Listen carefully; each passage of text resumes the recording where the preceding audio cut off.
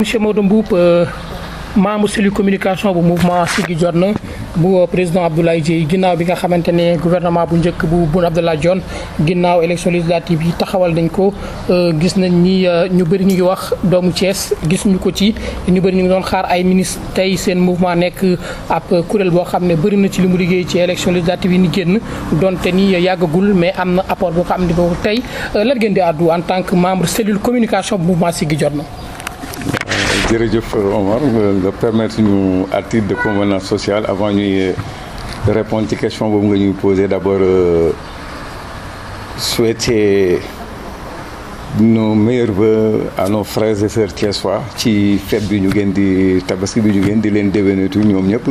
tey ñaan lépp ñu ci jàmm ci weer boobu rek suñu borom nangul ñu ko donc di rafetlu aussi ni nga xam ni aussi noonu lañ ci àndee féete ko muy fête boo xam ni jullit yi rek ñoo ko moom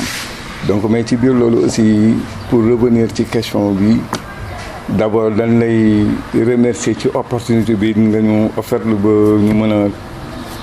taxawal tribune bu nu mel wax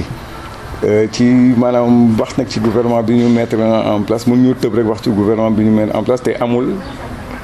fu ñu njëkk a yóbbu suñu xel mooy d'abord campagne dafa amoon te avant laata campagne di am aussi am na ñoo xam ni lu leen Macky Sall le président de la République nisër gu mu tegoon ay objectifs yu mu tracé woon léegi ñu nekk ci en pleine campagne dugg ci campagne bi battre campagne ba mu indi tey résultat bi pour la coalition Benno Bokk Yaakaar ba ñu triompher ci campagne bi malgré taux bi nga xam ni ñu bari ñu ngi koy décrier mais teewul am nañ victoire une victoire boo xam ni permettre na le président de la République am majorité à l'Assemblée nationale léegi bu ñu duggee ci campagne bi nag Macky aussi am na lu mu leen waxoon de nañu fexe ba dem jege seen base bi wax ak ñoom convaincre base bi à travers ses belles réalisations à travers son plan PSE mu wax ak askan bi mais askan boobu ñu waxal nag gis nañ seen bopp ci programme Macky Sall gis nañ seen bopp ci Macky Sall ni mu leen di jàppale on peut citer yu demee ne ay bourses familiales on peut citer lu demee ne ay semis mën nañ citer autant de réalisations yoo xam ne président bi def na ko mais léegi en plein gouvernement bi ñu mettre suñu pied nag réponse la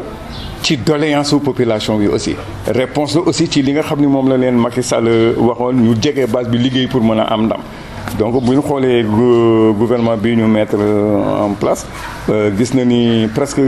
mën na ni gouvernement politique la boo xam ni day mel ni ñoom dafa am lu ñu leen nar a sas nag li ñu leen sas moo ñu fexe ba 2019 ni ñu amee ndam ci législative 2017 ñu am ko ci présidentielle bu 2019 donc day mel ni comme ni ko gars yi waxee certains wax un gouvernement de combat donc loolu gis nañ ko ci mais nag dafa am loo xam ni aussi ñun toujours ci la nit sukkandiku muy le président Macky Sall moo waxoon ku gagné dina la tabb ku gagnéwul dina la génne mais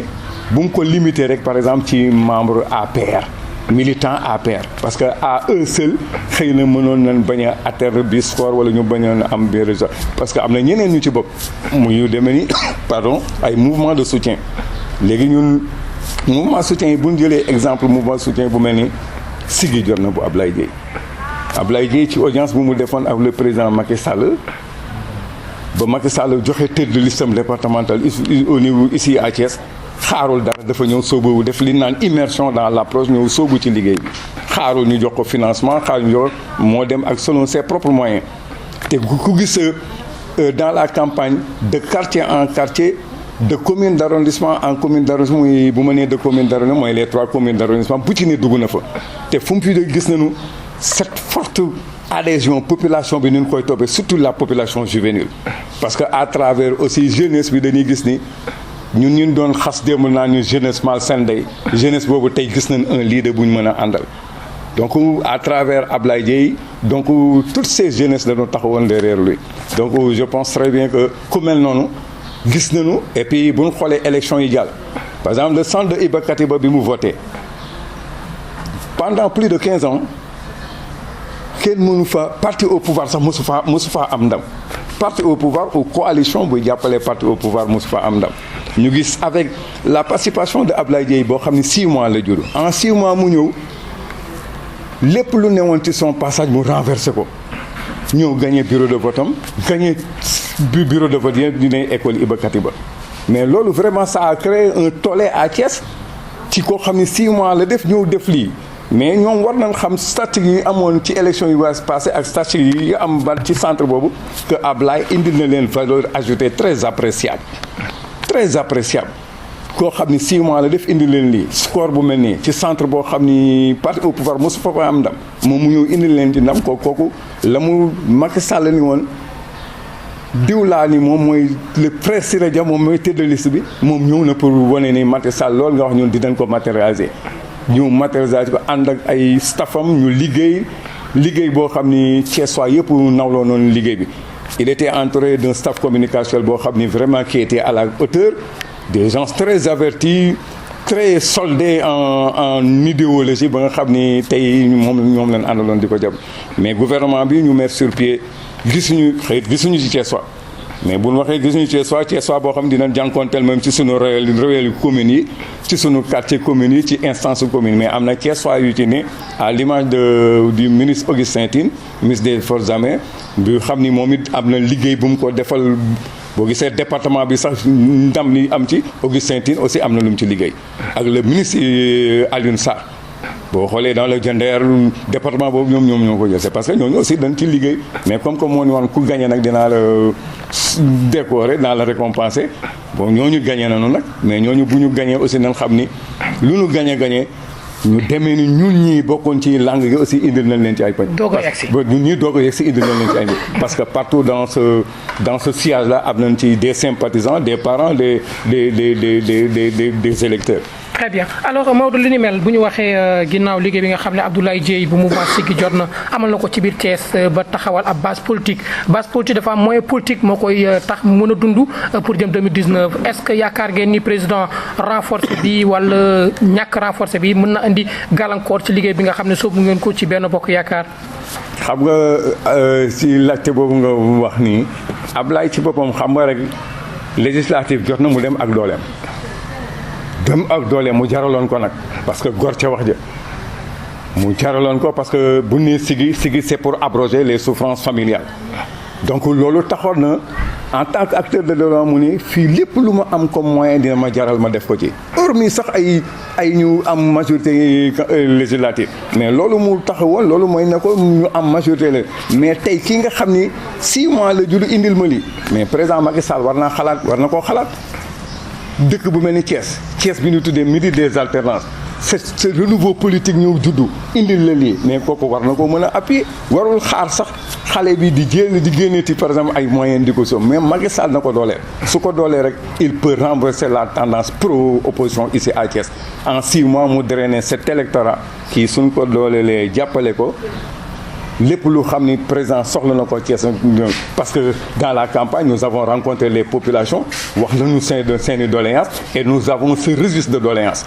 boo xam ne ñun Siggi le staff Siggi ñoo ko élaboré qui peut intéresser plus d'un et même Macky Sall ba bu xoolee Thiès rek dina ni tel ou tel quartier tel ou tel site ndeke problème yi ñoo fay nekkoon day problème yi laay jaar pour saafara te loolu Siggi liggéeyal na ko Macky Sall mais na ko jàppale nag na ko dooleel nag parce que bokk na ci ñi ko gañeel ndax fu kenn mësul a gagné pendant 15 ans xale mouvement bi juddu 6 mois am fa ndam Macky Sall war na bàyyi xel bu baax ci Ablaye Dièye bu Siggi jot na. Tafa Nguirane membre cellule communication bu Siggi jot na di mouvement de soutien bu ànd ak président Macky Sall di ko jàppale fii ci Thiès département wala Thiès commune ak li ni mel tey lan ngay àddu ginnaaw bi nga xam ne gouvernement bu bees bi am na Thiès ndaw ñi ñu ngi war a réclamer ay postes de responsabilité tey à travers mouvement Siggi yéen lan mooy doon seen kàddu. waaw Omar maa ngi lay nuyu di rafetlu plateau bi di wax ne sawar nañ tey en tant que ndaw en tant que Thiessois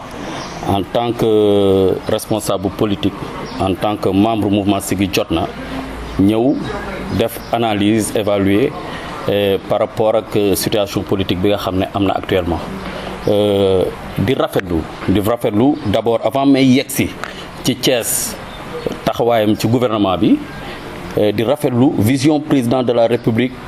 reconduire le premier ministre Boun Abdallah Dionne parce que c'est important élection yi dafa doon benn test ci sama gis-gis test boo xam ne dañ doon laaj sénégalais yi nan ngeen gisee le plan Sénégal émergent est-ce que doy na leen est-ce que mu ngi régler seeni problème est-ce que plan Sénégal émergent niñ ko tracé mu war a demee noonu la demee gis naa ne population bi ils ont répondu vraiment favorablement à cet appel vraiment du président Macky Sall approuvé nañ le PSE le plan Sénégal émergent donc li may wax rek mooy damay rafetlu loolu que ne président Macky Sall tombewul ci piège yu opposition bi parce que ñu bëri ñu ngi doon def intox di joxe ay information pour détourner les consciences pour que président Macky Sall ci boppam passer complètement à côté te passer à côté moo doon mu changer premier ministre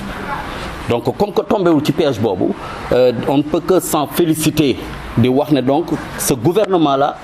c'est un gouvernement de combat c'est un gouvernement de travail c'est un gouvernement de continuité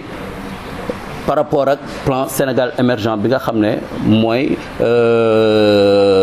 gis-gisu président de la République pour développer le Sénégal donc Thiès ndaw ñi am nañ droit revendiquer Omar parce que Thiès fut un long combat politique jarul ñu koy nettali Sénégalais yi di wax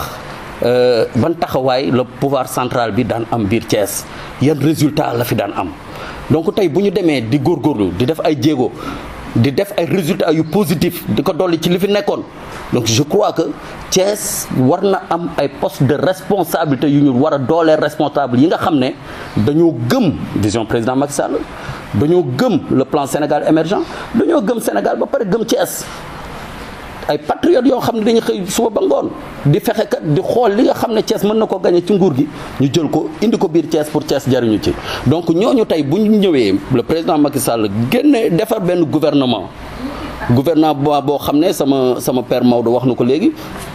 président Macky Sall moo ne woon ñu gagné dinañ leen renforcer ñu gagnéwul danañ leen sanctionner donc tey Thiès bu ñu demee ba def ay jéego malgré que résultat bi ci ëpp ci département bi lañ ko amee mais au niveau de la commune li ñu amoon yokku na donc ça c'est un acquis à préserver boo xam ne dañ ko war a suuxat te là foofu la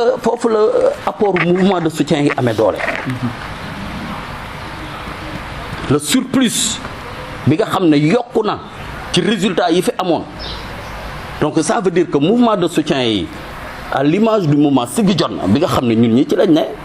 président Abdoulaye Dièye jiite ko la mu warloo waxoon ak président ne dina ko def je crois que matal na ko sëkk parce que dafa taxaw ak moom ne ko président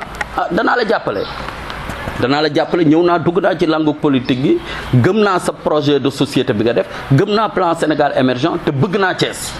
donc danaa taxaw Thiès taxaw waa Thiès jàppale la nga gagné élection législative yi ne ko dinaa la jàppale bu ñu jógee foofu nga gagné présidentielle 2019 yi di ñëw am jàll premier tour am deuxième mandat te yaakaar nañ ne la mu waxoon ak président Abdoulaye Dièye loolu la matal dox ba mat sëkk il a sorti ses moyens il a travaillé à massifier son mouvement il a travaillé vraiment à sensibiliser les populations sur l'importance de voter la liste Benno Bokk Yaakaar sensibiliser na leen ci lu tax ñu war a gëm le projet de société du président Macky Sall muy le plan Sénégal émergent donc je crois que loolu am na benn apport bu positif bu mu def ci résultat yi bi mu génnee donc tey kooku bu taxawee élection yi jeex ñu ñëw même ci tabaski bi on a vu plusieurs leaders yoo xam ne vraiment bon am na sax ñu ko doon casse ay responsables politiques ne on ne voit plus les leaders politiques yi nekk Thiès mais président Abdoulaye Dièye il a appuyé les femmes de la coalition Benno Bokk Yaakaar par ay tonnes bëgguma citer sax quoi mais yu ñu soxla ci tabaski bi ay soble ay pommes de terre et beaucoup d'argent dimbali leen pour que seen ménage oyof pour que ñoom kat wax dëgg yàlla kër yi mën a noyyi tuuti ci tabax il a continué à le faire à soutenir le président de la République à impacter socialement ci vie quotidienne des femmes voilà et des jeunes voilà te récemment c'est une information que je vais donner voilà il est en train de trouver des formations pour les jeunes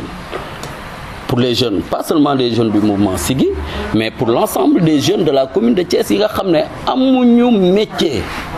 ñu former leen sur différentes filiales yoo xam ne c'est lui le président Abdoulaye Dièye moo koy taxaw ba loolu am et bu loolu amee on va essayer de les insérer quelque part pour que ñu mën a ñoom it am lu subvenir à leurs besoins. Donc c'est légitime, pour revenir à votre question, c'est légitime que les jeunes yi nga xam ne ñi ngi fii ci dëkk bi, jeunes yi nga xam ne ñi ngi Thiès, jeunes yi nga xam ne ils ont mouillé le maillot vraiment de revendiquer quelque chose ci président Macky Sall. Voilà, ne serait-ce qu'un peu seul, bon, considération, reconnaissance, voilà. Enfin, nous espérons ça, les jeunes yoo xam ne war nañ leen promouvoir ici à Thiès, voilà. Et même les femmes aussi, les femmes war nañ leen promouvoir fii Thiès, voilà. Donc c'est tout à fait légitime que les jeunes vraiment lancent un cri de détresse pour que le président Macky Sall gëstu leen. Peut-être que c'est une première étape boo xam ne président Macky Sall def na ko former gouvernement, mais bu ñu yàkkamti aussi mais nañ alerter parce que ça serait vraiment suicidaire politiquement fii à Thiès que ñu bañ fi responsabiliser soit des jeunes ou des femmes ou bien ñi nga xam ne ñoo gagné indi benn apport bu positif ci élection yi bon ñu bañ leen a dooleel. C'est important ñu dooleel leen. pour ñu mën a préserver seen base politique. pour ñu mën a bien sûr pour ñu mën a préserver seen base politique. Alors perspective yi pour 2019 pour Siggi jot na. Pour Siggi jot na déjà il y a une continuité, le travail continue. Il y a un travail qui a été entamé par la coordination du mouvement Siggi jot na. D'abord à massifier le mouvement. C'est important parce que ñu ngi jéem ci ay échéances yoo xam ne c'est crucial, c'est très important même pour lendemain Sénégal muy les élections présidentielles yu ñu jëm ak élections locales yi nga xam ne ñu ngi ci jëm après, c'est important. Donc acte premier recommandation yi nga xam ne le président du mouvement Siggi jot na Abdoulaye Dièye joxe na ko bi ci njëkk mooy qu'on continue à massifier le mouvement Siggi sur toute l'étendue vraiment du département d'abord.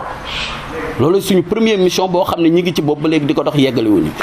Deuxième mission vraiment mooy continuer à sensibiliser la population vraiment sur le PSE, le contenu du PSE. Lan moo nekk ci biir PSE? Quels sont les 3 axes qui composent le PSE? Lan lañ ci jot a réaliser? Fan lañ toll? Fan lañ yegg? Ça c'est important. Loolu lañ war a xamal population pour que ñu xam ne ah Macky Sall li mu leen proposé kat c'est vraiment quelque chose boo xam ne c'est ça qui va changer le Sénégal et c'est ça qui va faire nous jeunes qui va assurer notre avenir et notre devenir, je ne dirais pas politique mais notre avenir et notre devenir social et ça c'est important. Voilà. Donc c'est ça les missions que nous ont assignées le président du mouvement Siggi jot na Abdoulaye Dièye. Bon ñun ñu ngi ci terrain bi di ko dox di liggéey parce que moom la ma waxoon président jugu ci mu ngi continuer di ko jox mais là je m'adresse vraiment au président de la République Oumar à ce que mu jël mu xool Thiès na étudier la situation politique de Thiès mu xool ko dooleel ñi nga xam ne indi nañ un apport positif. Alors Moustapha looy tontu ci opposition bi di wax ni président Macky Sall fëlalul Thiès ba tax na gouvernement bu njëkk bii mu taxawal amu ci benn ministre rek bu dëkk ci Thiès. Non loolu man pour man waxi caaxaan la pour man waxu indi jaxase xelu Thiessois yi la pour ñu wan ginnaaw le président Macky Sall mais loolu c'est peine perdue Oumar. Parce que Thiessois yeewu nañ te confirmé nañ ko ci élection yi ñu jógee te li fi nekkoon ci élection yi ba léegi président laalagu ko te y a des réaménagements à faire qui vont suivre te am naa yaakaar ne président Macky Sall fi mu teg Thiès ak ni mu bëggee Thiès ak ni Thiès nekkee ci xolam man je crois que dina dooleel Thiès. Donc opposition bi seen rôle opposant la ñuy nekk fee di wax ñoom ils ont perdu. Ce qu'ils devaient faire par contre c'est essayer de trouver des solutions pour que ñu liggéeyandoo ensemble pour l'intérêt de Thiès. Nous on leur tend la main qu'ils viennent on travaille ensemble pour que Thiès mën a jël li nga xam ne vraiment war na ko mën a jël ci nguur gi pour mën a liggéey pour mën a avancer ñu arrêter coow lu bari li. On leur a donné leur chance, cette opposition-là qui est à Thiès. jox nañ leen seen chance ils ont les appareils municipaux ñu ngi ak appareils yi depuis des dizaines d'années ba léegi amul benn impact bu positif boo xam ne mën nañ ko indi ci vécu quotidien des Thiessois. Maintenant il est temps que vraiment ñoom ñëpp ñu ñëw ñi nga xam ne liggéey leen tax a jug ñu ànd ak ñoom ñu ànd liggéey te ñu bàyyi coow lu bëri li ça ne mènera à rien voilà te jeunes yi femmes yi Thiessois yëpp yeewu nañ ci loolu. Très bien. Merci beaucoup.